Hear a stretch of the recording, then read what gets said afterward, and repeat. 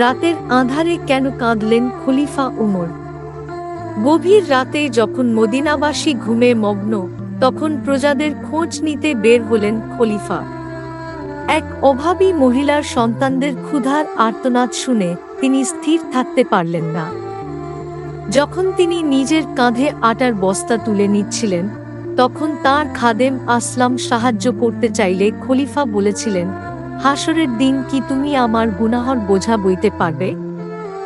এই ঘটনাটি আমাদের শেখায় প্রকৃত নেতৃত্ব এবং আল্লাহর প্রতি দায়বদ্ধতা।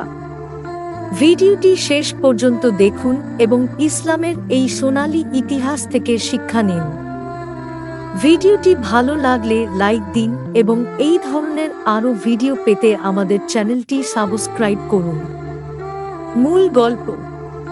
গভীর রাত, মদিনার চারপাশ নিস্তব্ধ। আমিরুল মুমিনিন হযরত উমর তার খাদেম আসলামকে নিয়ে প্রজাদের অবস্থা দেখতে বের হয়েছেন।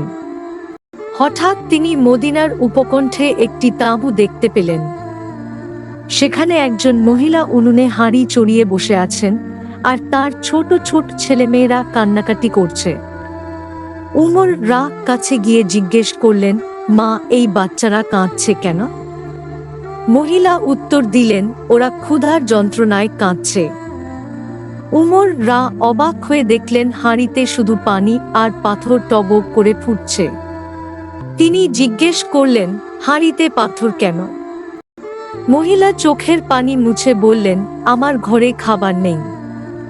বাচ্চাদের সান্ত্বনা দিচ্ছি যে খাবার রান্না হচ্ছে, যাতে তারা অপেক্ষায় থাকতে থাকতে একসময় ক্লান্ত হয়ে ঘুমিয়ে পড়ে। আর খলিফা উমর, তিনি তো আমাদের খবরও রাখেন না। একথা শুনে উমর এর বুক কেঁপে উঠল। তিনি দ্রুত বাইতুল মালে ফিরে গেলেন। নিজের হাতে আটা, ঘি আর খেজুরের একটি বড় বস্তা নিজের কাঁধে তুলে নিলেন। তার খাদেম আসলাম বললেন, আমিরুল মুমিনিন, বস্তাটি আমাকে দিন, আমি বহন করি। যা আজও ইতিহাসের পাতায় স্বর্ণাক্ষরে লেখা। তিনি বললেন, আসলাম, আজ তুমি আমার বোঝা বইবে ঠিকই, কিন্তু কিয়ামতের দিন কি তুমি আমার গুনাহের বোঝা বইতে পারবে?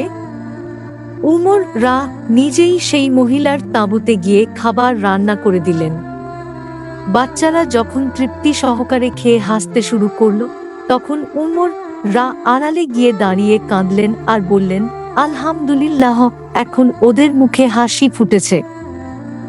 প্রিয় সাবস্ক্রাইবার, হৃদয়ের আল্লাহু আকবার একটি কমেন্ট করে যাবেন।